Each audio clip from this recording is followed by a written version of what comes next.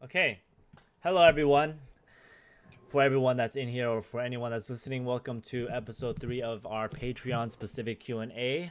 We do this every single month. Our patrons submit specific questions to us about everything that they're curious relating to esports performance, esports medicine, or if they're interested in cooking or if they want to know what Elliot's gonna wear, we let them know. We let them know.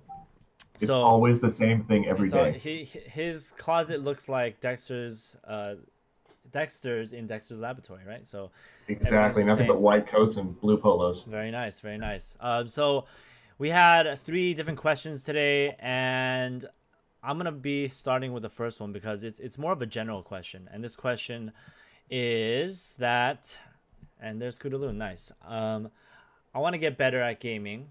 Where should I start? And I'm sure for a lot of the performance coaches out there, this is a super common question. And with the way that I like to approach it is trying to zoom out a little bit and assessing whether or not we're doing things both inside and outside of the game. So it's a little different than a lot of the health questions that we've received, but I do want to provide everyone with a general framework for how they can approach improving the game. But it means sort of defining some things. So I'm not going to go into extreme depth, but here's some of the steps I think you guys should take. And we'll start with things that you guys can do inside the game. The number one thing I always do with any problem is kind of do an assessment. Identify where you are right now. Figure out where you are in terms of skill level. Identify what the gaps are in terms of game knowledge or mechanical skill, because then it can help you decide where you can spend some of your extra time on in gaming. So, for example, in a game like Fortnite, the mechanics would be building or your aim, and would you or and then the game sense would be things like, hey, when should I rotate, hey, how aggressive should I be in certain situations, and you need to identify which one is more important to you based on where you are in terms of general skill level. And for most people, if right when you get started, the typical thing is to actually work on mechanics, because mechanics represent a larger part of performance when you're at lower elo, and as you get higher and higher into the elo game knowledge, it becomes more 50-50. And then even at the highest level, I think game sense and game knowledge represents a larger portion of performance. So I actually wanted to demonstrate this with a little bit of a drawing. So let me see if I could Oh some boy. yeah, I have really good drawings. You guys know Matt this. has excellent art The skills. All extra, right, you guys ready for this? Boom. Okay. the extra art. All right, here we go. Level 0, 0 elo, elo, 0 elo, right? At 0 elo, we have mechanical skill distribution and game sense distribution. Like I said, mechanical is like building, aiming, like crosshair placement, and game sense is how to rotate within the game, how to play aggressive or passive in certain situations. And at lower elo, I would say mechanics probably represent 70 to 80% of your performance, with game sense probably being 20 to 30. Man, Matt, your handwriting makes it really, really clear that you are definitely a doctor. Hey, He's a hey, doctor for sure. this is my mouse control handwriting.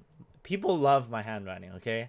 I swear it is nice. Anyways, as we move into, let's say, 50% of max elo. Here, I'm gonna try super hard right here. Boom. Look at this. 50% max elo. Once we get here, I do think that it averages out, right? So what happens is maybe the mechanics moves to 50 here. And of course, these are rough numbers. It doesn't this isn't applicable to every single game, but in general, as you move up in elo, mechanics get a little less important. Game knowledge gets more important because you learn more about the game. You learn more about high level metas. And then at the highest level, and we'll just, I guess we can move over here. Wait, I guess I can't draw anymore. Okay, boom. As we get to the higher level, 100% elo, right? Champs division in Fortnite. I would say it's 70 to 80% game knowledge. Wow, that's a really bad percentage. And 20 to 30%. I wasn't going to say anything. 20 to 30% mechanics, right? Mechanics will always be important. Yes. And it also depends on the how developed the game is, right? If a game just came out, mechanics are going to be super important. So there's definitely a lot of things to consider, but this is just the general rule. It's probably not very shareable because of how ugly I drew this, But in general, right, we have 0 elo, 70 30, 50 elo, 50 50, and at the highest elo, this doesn't even look like 100%. Wow, I have man. I have a question for you, 100%, Matt. 20 80, right? You Mechanics to game tried. sense. I tried. I did try. You tried real hard. Okay. Matt, I have a question for you. Yeah, what's up? At the higher levels, do you Mhm. think that mechanical skill matters less because everybody has it? Or do you think that there's enough variability in how pros have managed to perfect their mechanical skills, rising to the highest levels, that you just see a lot of variability because of that reason? And then the only way to outplay each other is through the game sense component. Like, how much of the game sense heavy distribution are we seeing because of the baseline mechanical skill that everyone has? I think in general, if we just standardize everything, everyone has the same amount of training. At the highest level, everyone's mechanics are roughly the same, right? Just like in basketball, you can say that they're like the top 5% in the world at basketball. So they're gonna have the top 5% in terms of mechanical skill, or their ability to control the ball, ability to shoot, ability to dribble.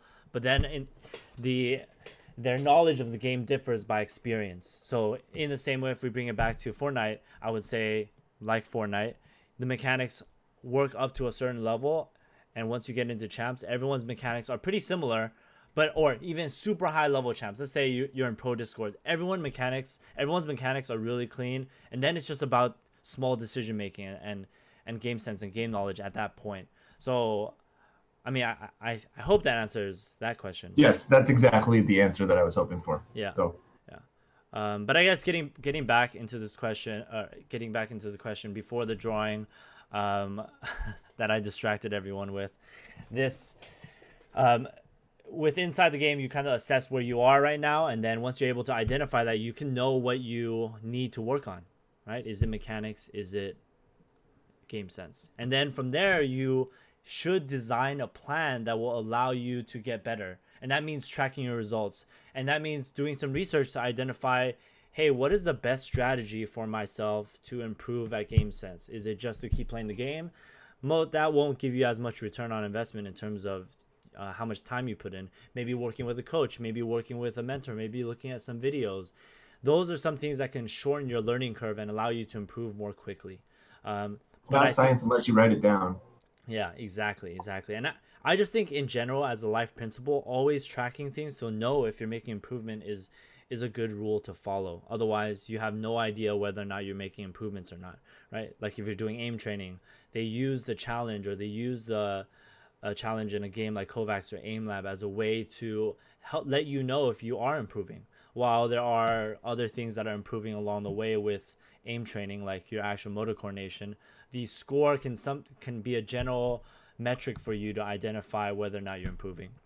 And I would say outside of the game, it's everything that we mentioned: exercise, nutrition, mindset management, lifestyle assessment, right? Exercise allows us to improve our cognitive function. We have more energy throughout the day. We have better stress tolerance. Nutrition, Caitlin wrote a article recently about some of the basics that we need to know as gamers, and how we can eat the right foods, not only for our brain, but just in general, right? To be able to manage the long periods of time that we're playing games. But healthy snacks like blueberries, even dark chocolate, has been shown to help with cerebral blood flow. Mindset management, and we had a recent podcast episode with PhD Louis Limas, and he's killing it right now, helping a lot of players manage their performance anxiety. But not only that, how you can manage your stress at different points of the game so you can make better decisions. And then I know that was a lot, but the last part is like understanding how you're structuring your lifestyle. Are you allowing yourself enough rest or sleep so that you're processing everything that you work towards during the day? Are you allowing for motor adaptations from all the training, or are you allowing for all the lessons that you learn to be processed through sleep? So all that's pretty important. Do you guys have anything else that you guys would add in terms of just like general ways to improve as a gamer? So one of the things that I'd note is kind of an anecdote, then turning into how to improve as a gamer. One of the things that's been discussed in the Super Smash Brothers community is that one of the reasons that Mewtwo King was so incredibly dominant at like the beginning of his career, which was kind of alongside the beginning of super competitive Melee, was that he studied like the game and the frames and like the frame by frame breakdown of various moves of various characters, and he knew that better than anybody else. And that knowledge, that mechanical knowledge, was something that gave him a significant advantage when the game was younger.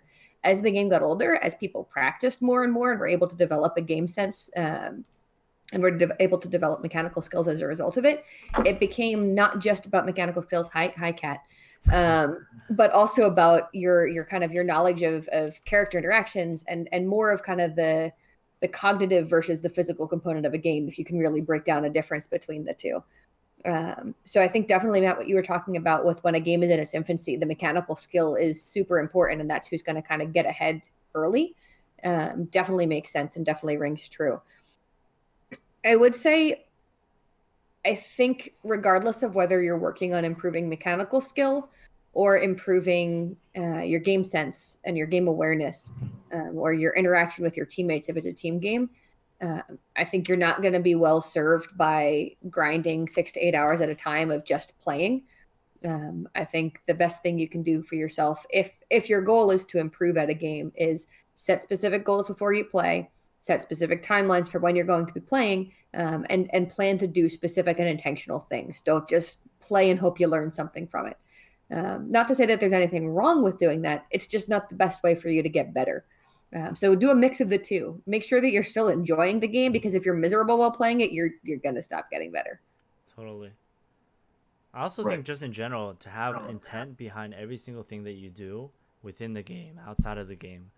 If you have a reason behind why you're doing things, and it's a logical reason that in the game you know why you're doing some sort of Fortnite building mechanic, then it allows you to make better decisions about how you can improve. So being intentful inside the game and outside the game are all really great ways to just focus on improvement. I agree with that. And I would like to say that you should definitely be practicing things that you're not good at. I know nobody likes to work on mechanical skills that they are not immediately good on, and they have found ways to adapt around. You see a lot of elite gamers that completely lack certain skills, and they've just not needed to use them due to being able to be adaptable. But really taking the time to identify the mechanical skills that you struggle with and take time out of your training regimen to actually focus on them can make a world of difference. It just increases your total, what we call variability in situations. So you have more tools in the toolbox to draw in from when you're in stressful situations.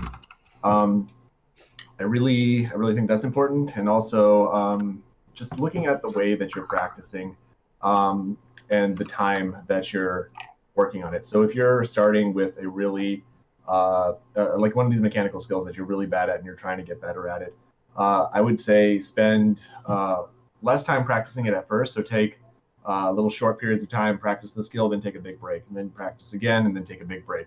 As opposed to just grinding. And then after you've established kind of like a baseline familiarity with the task that you're doing, you can kind of expand that and then start working other tasks in with that one task that you're struggling with, and kind of make it more random. And then you spend more time working on that task until you kind of fatigue that out. And just sticking to these kinds of practice schedules that can really help to maximize your performance, I really think is important. Yes. So I think that covers that question. I know, right. Caitlin, you had another question. I did. I had a player who reached out to me with a question and then gave me some background that made me want to make angry pterodactyl noises again. Still not happening. Don't ask. Oh, that was so good.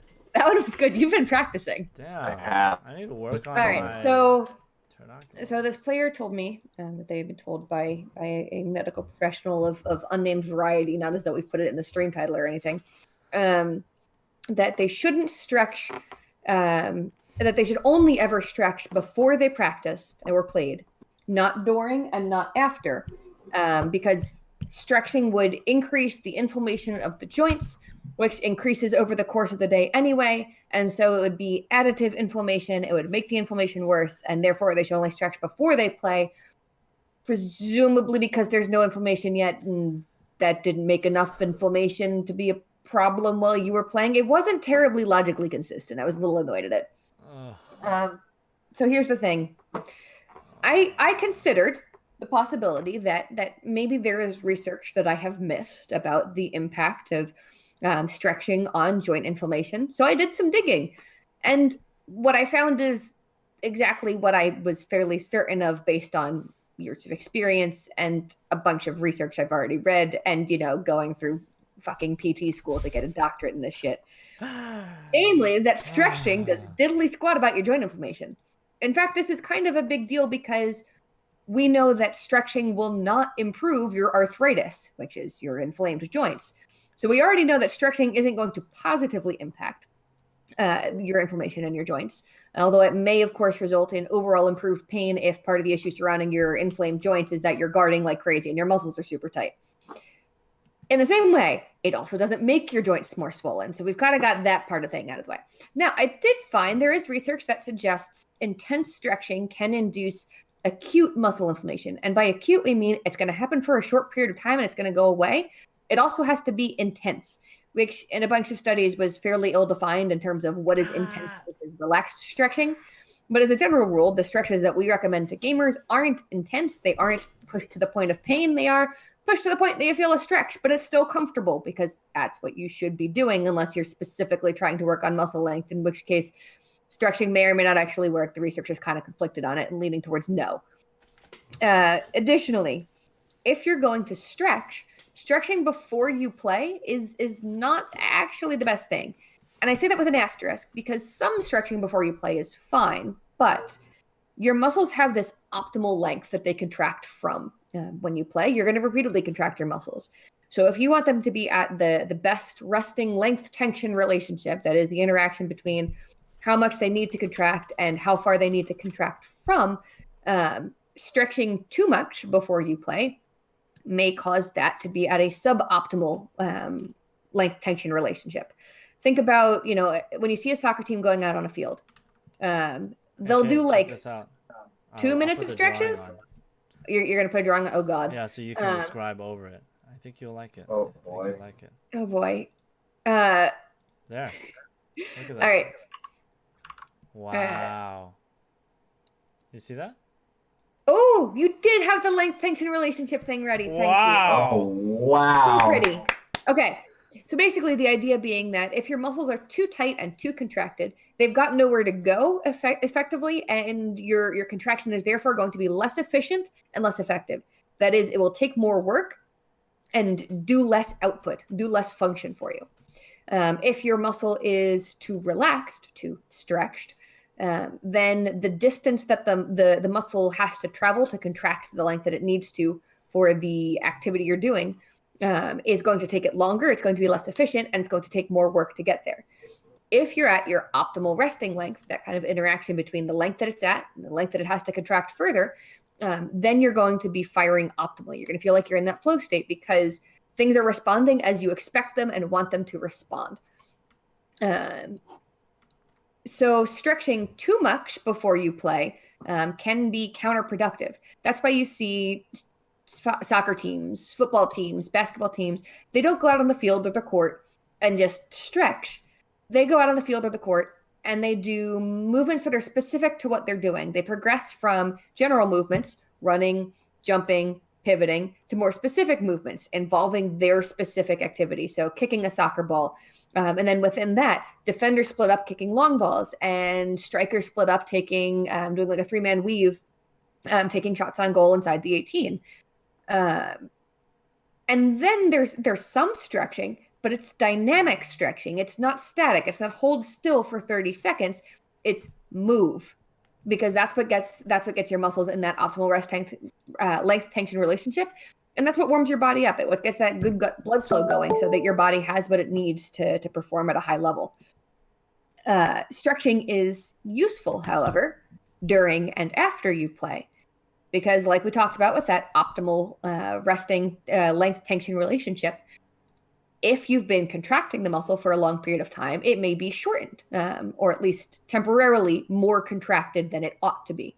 So if we can use a bit of stretching to bring it back to that optimal length tension relationship, then you're able to continue competing at that most efficient phase. So the advice was actually completely and entirely wrong, and also based in wrong science. I award you no points, and may God have mercy on your soul. TLDR, stretch during and after you play, dynamically before you play, and don't listen to people who tell you that stretching makes your joints inflamed.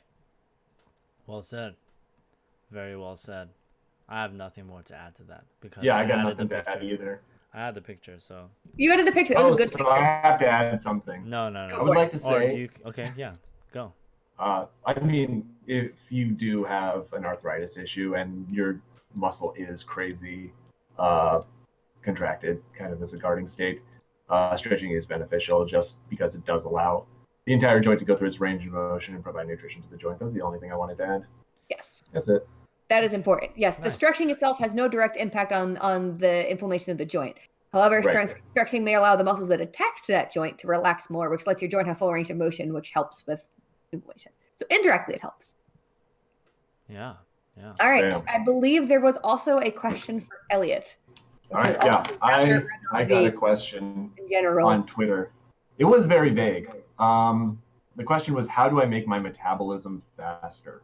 And I had a yes, meth will definitely make your metabolism Please faster. don't take that as good advice. Do not do meth to improve your metabolism. But That's it's not pretty good. wrong. It's technically not right. correct, It's but technically not correct, the answer we're looking but not for. right. But stimulants in general will make your metabolism faster, and I'll get to that here in a little bit. But let's talk about what metabolism is. I clarified with the person that asked me this question what he was meaning behind it, and it's kind of what I thought he was meaning. He's just looking to lose some weight, and the kind of easy solution that a lot of people want to lose weight is just how do I make my baseline metabolism faster, because I will just lose weight passively. And I really think that is one way to look at it, and there are ways to do it, but none of them come without working.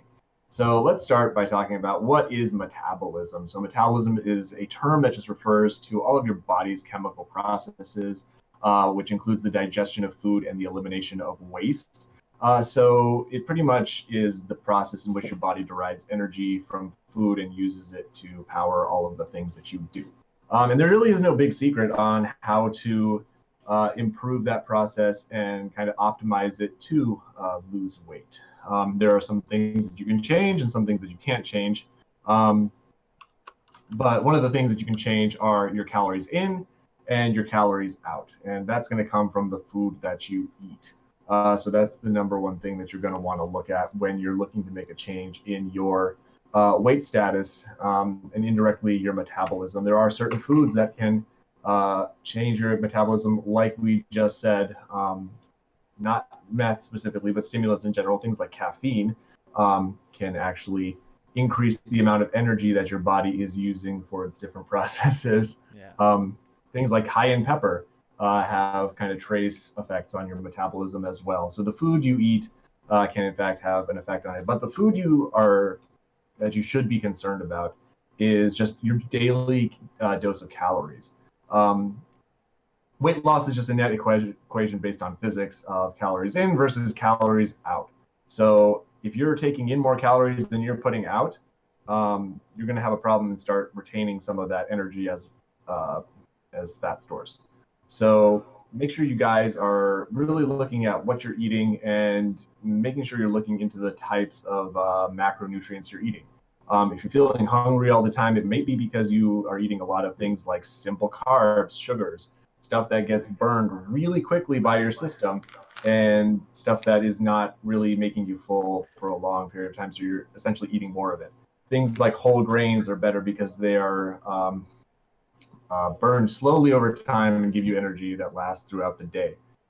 So I would really take a look at the types of calories you're eating and how many calories you're eating. Because you can eat a large amount of calories very quickly if you're not eating food that is providing you what we call satiety, and that's just a feeling of feeling full.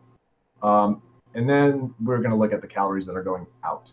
So calories that go out are based on two different things, either your basal metabolic rate, and that's just how many calories you burn in a day just by being you, and just a caloric expenditure based on the amount of exercise that you're doing. So basically this comes down to two different types of exercise. So let's talk first about the basal metabolic rate. So the basal metabolic rate is, like I said, just calories for being you. Like how many calories do your muscles, bones, blood, heart, everything that composes you need to sustain life. And for males, it's around, I think, 2,000 a day, and for females, something like 1,800 a day, if I'm correct on that. I mean, just dependent on you. Yeah, dependent. It's on also dependent weight, on size, like height. yeah, weight, height, all kinds of stuff. But really a good way to change that is to increase your muscle mass, because muscle is one of the things that you can healthily increase the size of, and the more muscle you have, the more calories that you need on a daily basis to sustain them. So strength training is going to be really important for increasing your basal metabolic rate. As far as calories out go, as far as exercise, things like endurance exercise, running, swimming, jogging, biking, all of these things are good ways to burn a lot of calories in a session. Not saying that weight training isn't a good way, but anything that gets your heart rate up above like 120 for at least a half hour a day is going to be a good way to shed some extra calories out of your system and increase your metabolism in a natural way. Other than that, I think I've pretty much hit all of the major talking points I had, unless any of you guys want to add something. I mean, that's as much depth as I think we need to go into relating to that, and that's fine. I think we did good. That's fine to answer that question. So, I mean, I think that's pretty much it. So today we went over three major things. We went over what's a framework for improving as a gamer, and we sort of discussed things that you can do inside the game, things you can do outside the game. Then we went on to a discussion about medical professionals that might not be providing the best advice around stretching, and we just debunked a lot of what this person said to one of the I guess patients that we're working with. And lastly, we went over metabolism, so really discussing what we can do and understanding a little more about calories in, calories out, and how exercise can influence fat loss or weight loss. There's definitely a lot more that we can touch on, and we probably will get into creating some content relating to physiology of fat loss, maybe basic programs that you guys can do to begin your journey on losing some weight and making it easy, because I think one of the biggest barriers for losing weight is there's a lot of knowledge that some people think that they need to understand, but you can take some really simple steps and get a lot of results from it, and hopefully we can make some content that will allow you guys to at least take those initial steps. And then if you guys obviously have any questions, you can ask us either through our Patreon or just on Twitter. We answer everything. So yeah, thanks everyone for tuning in. If you guys have more questions, we answer, like I said, this every single month, specific for our Patreon or patrons. But we also answer random questions online too. So give us a shout. Follow all of us on Twitter, HP for Gamers, KMcGeePT, and 1HP_medic. Thank you guys. That is all. Adios. Have a good night. Good night, friends.